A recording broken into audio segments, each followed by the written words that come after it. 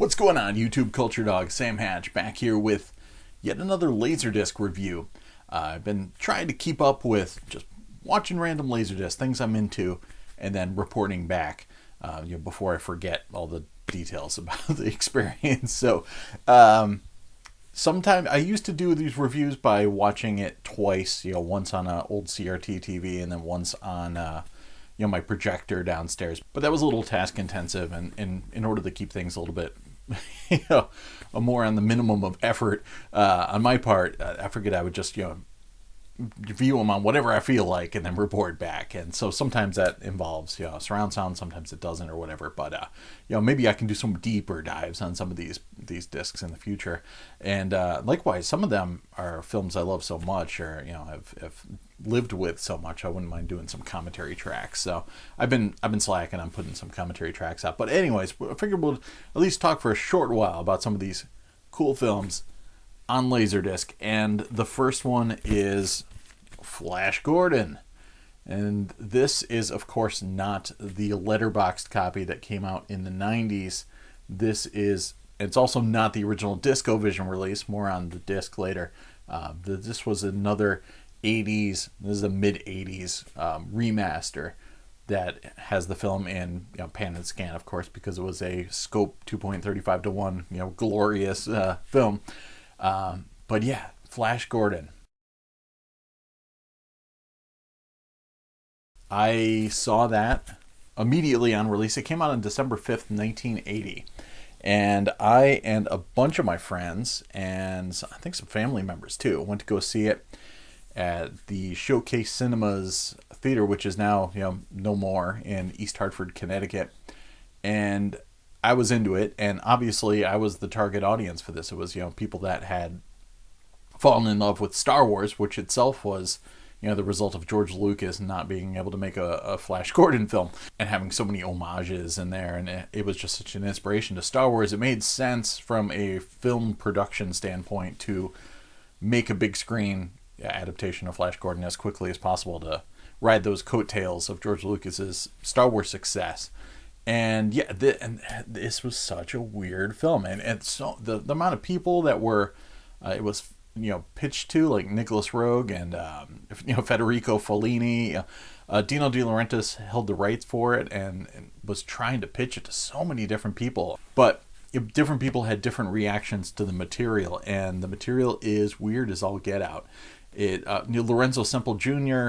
co-wrote it, and he gets associated mostly with his work on the Batman television series, high on camp and jokes and goofitas, but he also penned some really cool stuff like The Parallax View, one of my favorite 70s thrillers, and from 3 Days in the Condor on, he kind of became Dino De Laurentiis' scribe of choice for these sort of things. But so yeah, he co-wrote the film and regretted later the tone they took with it, because instead of following on the heels of George Lucas and delivering a serious take on this silly quote unquote science fiction material, which is Flash Gordon rolls all the way back to old comic strips and serial adventure films, etc.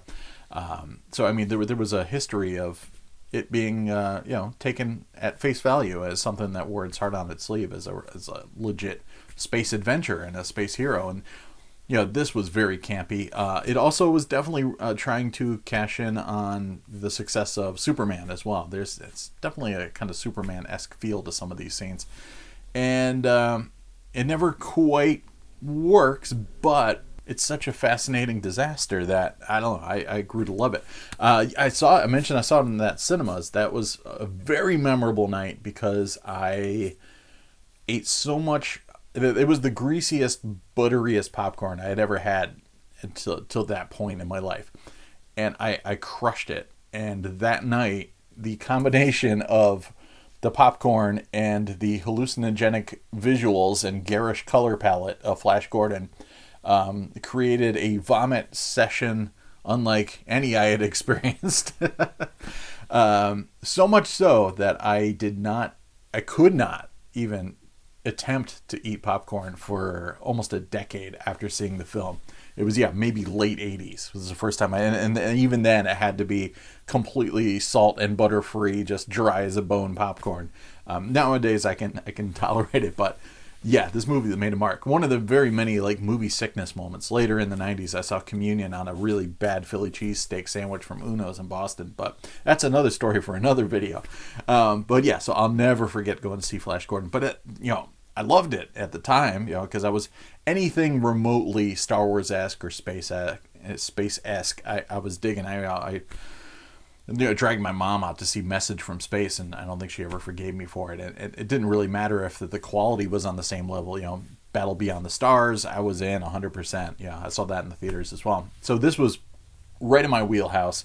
I totally loved it. I loved the music because Queen, with a little bit of Howard Blake orchestration helping them out, did the score, and the soundtrack, which has some pretty ripping tunes on there and some great moments, and of course the iconic theme song.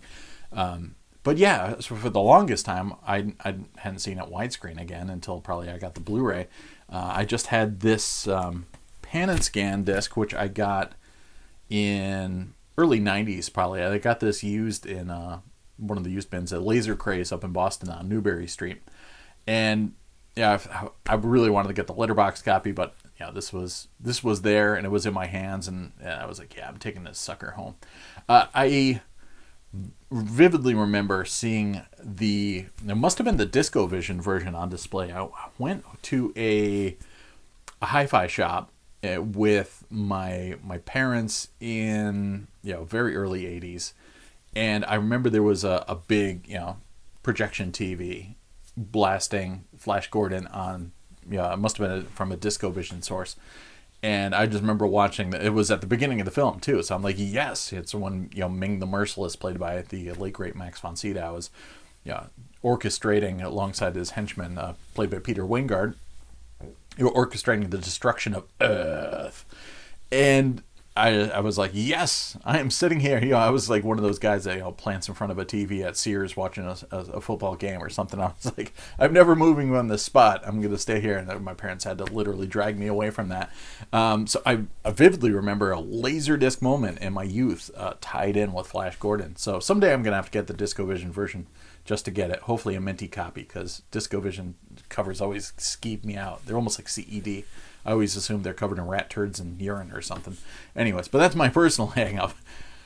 So yeah, regardless, even in spite of the popcorn incident, I still loved Flash Gordon. I caught it over the years on cable, but it wasn't always in heavy rotation. So it wasn't until I picked up this LaserDisc that I had a chance to revisit it with slightly older eyes and kind of take a look at it as an adult. And of course, that was on the far side of Timothy Dalton's James Bond period. So it was really cool watching it through a new lens and then seeing all these actors that I was like, oh, sweet, I love that guy. That's freaking James Bond.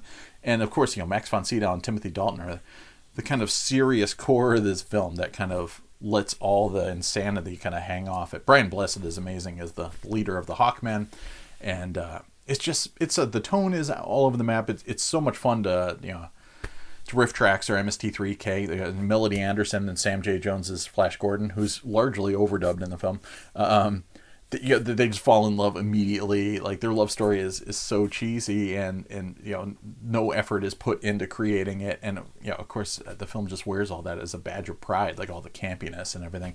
Topol's Dr. Zarkov is, I don't know what he is. He's a villain in one moment, he's a hero in another moment, he's just a total goofball. And but it was awesome seeing William Hootkins as his assistant. So yeah, these plot machinations happen, and immediately Topol and Sam J. Jones and Melody Anderson, Dale Ard and Flash Gordon and Dr. Hans Zarkov are on a rocket ship that conveniently takes them directly to Mongo. I guess not that convenient, because they're taken as prisoners before Ming the Merciless, played by Max von Sydow, who just crushes in this film. He was great because he didn't scoff at portraying characters like Ming, and of course his great role in Strange Brew and many other films. It wasn't always the glamorous stuff, though this is pretty glamorous in terms of costumery and everything. And I love this Richard Amsel poster art. It's just some of the best part of the reason I bought this LaserDisc as well, just because of the crushing cover there. The later letterboxed one has those kind of universal Starfield borders on the top and bottom, which are pretty classy in terms of, letterbox wasted art. It's a lot better than Image would do. But yeah, this is just very striking, and I had to have it. It's got a lot of shelfware and stuff like that, but who cares? The logo too is, the Flash Gordon logo is just badass. It's got style for days, that's for sure. But yeah, everything falls into place really fast. Zarkov immediately recognizes the downtrodden, nature of all of Mink's subjects, and they immediately all inject themselves into this, cosmic battle for supremacy, and of course meet the Hawkmen and Prince Baron, played by Timothy Dalton, who hangs out on a place called Arborea, and it's so much fun. The sets are insane. The costumery is just next level, and then some of the stuff is super good. I love that there's lizard men that are literally like kind of lizard guys with their mouths open and just eyes inside their mouths. Like, makes sense to me. Totally cool with it.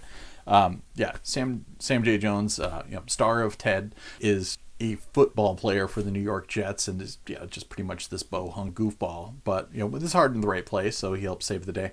But the film really, it has some amazing visuals, and the matte paintings and the miniatures, and of course the sound design is fantastic, and it was this big over-the-top explosion of of course all the vistas and everything like that, with the paints poured into water, that sort of roiling clouds, but like with beautiful colors and everything like that. It's really a sight to behold. There's a lot of kind of funky blue screen work every once in a while. Some of it works better than others, but it definitely made an impact, that's for sure. I don't know if it's the same one Dino De Laurentiis was hoping it would have. And then of course there were no sequels. There was a bit of a falling out with Sam Jones and De Laurentiis' camp, but I still can't believe Mike Hodges directed it, who did, of course, Get Carter. It pisses off tons of Get Carter fans that their beloved director had fallen this far. Also The Terminal Man, which I actually shot a Terminal Man review. I did a book DVD review comparison ages ago, and I really should post that thing because it's been too long. This also reminded me that I need to grab a copy of Black Rainbow, a little bit later 80s supernatural thriller he did with Rosanna Arquette, which I think is only letterboxed on a PAL disc, and there's like a Taiwanese version as well. But anyways, more about other Mike Hodges films at another time. We're talking Flash Gordon, and yes, it is cheese, it is camp, it is over the top, it is garish, but yeah, I definitely love it. So the disc, this is a mid-80s remaster, even, and a little bit more than that too. It says 1984 on the back jacket, but I've heard other people reference this being a 1985 disc. So the exact street date, I don't know at this point. Hopefully I can dig that info up at some point. But the original MCA DiscoVision release of it came out on March 30th, 1981 for $29.95. And it was truncated by about 2 minutes, down to 109 minutes from 111 minutes, because CLV discs can only hold about like 55 minutes aside at that point. But this actually restored the film back to its original 111 minutes, so it is the complete film as opposed to the DiscoVision release. And it being a mid-80s release, it gives you the option to have digital sound, but unlike what the LDDB mentions, this does not have digital sound, my copy at least, unless there was yet another reissue of this. But it's 1 hour 51 minutes, color, thankfully, rated PG. Bring the kids, they'll throw up on popcorn. It's extended play, CLV both sides, stereo, but it also mentions this video disc has a Matrix surround soundtrack, and it's a CX encoded video disc. So CX encoding for the analog track, which is the only thing there is. I did confirm that there's no digital on this thing. But yes, it's MCA Home Video, catalog number 13006. The DiscoVision is the same, but there's a little hyphen there. It's 13-006. So, and of course you'll notice the kind of zipped DiscoVision art cover anyways. There's no way you can get these suckers confused. Interestingly, compared to some of the other movies that I'm going to be talking about a little bit later, this thing actually has chapter breaks. So there's some movies I have that were released in the 90s that don't have chapter breaks, but this sucker from like 84, 85 does. Not too many. Side one's got Chapter 1, which is Flash, Dale, and Dr. Zarkov arrive Ming's Empire. Sure. Chapter 2, Flash plays football with Ming's brutes, which is one of the most gonzo moments in the film. There's a lot of gonzo moments in the film, but that's up there. Chapter 3, Dr. Zarkov is deprogrammed, which I remember loving when I was a kid. They can't keep Dr. Zarkov down. Chapter 4, Flash speaks to Dale via telepathy. Yeah, there's a lot of tight costumes and things like that. So fans of Melody Anderson or Nella Muti will definitely enjoy the film, especially when there's cat fights and things like that. It's pretty cheesy. Side 2 is Chapter 1. Flash is devoured by a giant swamp crab. Chapter 2, Flash and Prince Baron fight to the death on the tilting disc, which just blew my mind as a kid. That tilting disc with the spikes that came out of it, and of course, Brian Blessed has this remote control that can control the rotation and the spikes and everything. It's amazing stuff.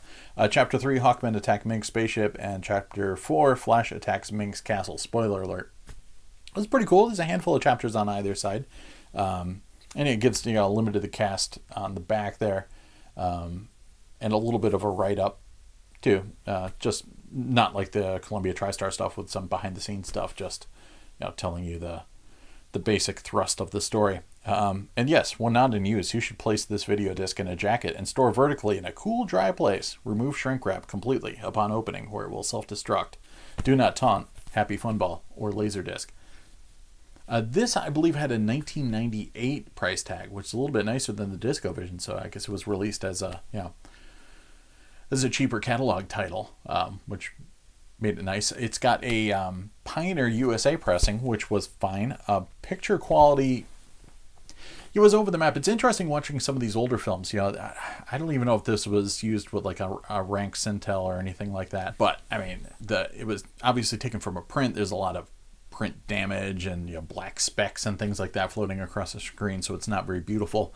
But it is interesting watching, because I watched this. I watched this on two different things. I watched this on my 4K TV on my Quasar LD700, and that's just running composite, nothing really fancy going on.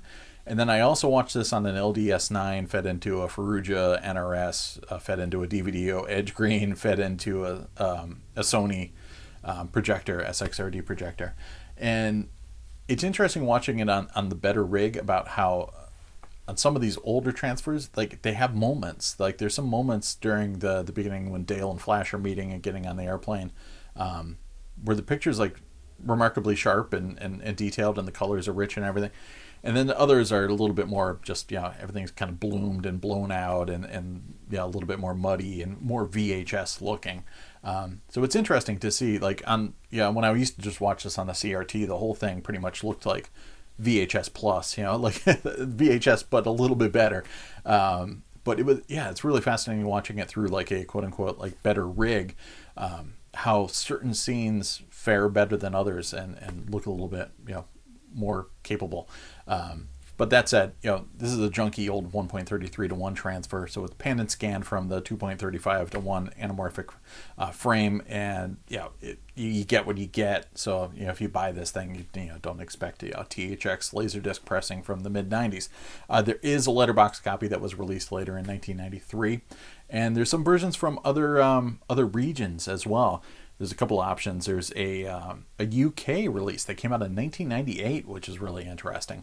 There's also 1991 Japanese pan and scan. There's a VHD from Japan and a CED from 1983. And I'm not sure. The CED might also have the shorter 109-minute truncated running time. And there's also supposedly a bilingual Japanese release. I haven't seen much about that, so pretty interesting. They didn't do that usually. It was just the English language with the Japanese subtitles on it. So it was pretty cool that there's maybe a bilingual copy out there. I'll have to look for that at some point. But I'm definitely going to get a letterbox one. I do have the Blu-ray as well, which is, the last couple times before revisiting this, I'd watched on Blu-ray. The audio is actually pretty good. Yeah, as mentioned on the back, it's got, an analog track with matrix surround, and the surrounds were pretty active. There's lots of cool, it's just got, a mono surround. shared between two speakers. But of course, if you throw on some later ProLogic processing, like ProLogic 2 or whatever, it can steer a little bit more creatively. But yeah, there's a lot of good spaceship scenes and flybys and things like that. It had pretty damn active surrounds. I was impressed. It was a pretty immersive experience for an old 80s Laserdisc. For old release like that is probably just whatever was used theatrically. So I mean, I don't really know too much about how the mix was handled for this particular release, but I wouldn't be surprised if it was just the theatrical mix, dumped onto Laserdisc. Yeah, so it sounds pretty good. It could use a little bit more deeper bass perhaps or something like that, but it makes for a satisfying experience. So yeah, if you want the old school 80s experience and you don't want to deal with the DiscoVision release that's possibly rotted or just pressed poorly in general, this one's fine. It's got a Pioneer USA pressing, which I didn't see any. There's all sorts of speckles and stuff on the film that they sourced this transfer from, but I didn't see any spots from laser rot or anything like that. So for a really old disc that had been mishandled, who knows how much before I got it in the early '90s from a used bin, it's held up fantastic. Still plays great, and yeah, I didn't see any rot, anything like that. So yeah, Flash Gordon, man, on Laserdisc, yeah. You kind of need a copy in your life, don't you? Especially if you're a sci-fi fan. I definitely recommend getting the letterboxed one. But if you run across this, yeah, just pick it up for the cover art alone. It's pretty great. So there you go, Flash Gordon. Hopefully you guys don't get sick on popcorn just thinking about it, or hopefully you aren't munching on super nasty old movie theater popcorn while watching this video. But it's cool. It's a Laserdisc. It's Flash. Go Flash, go. Death to Ming.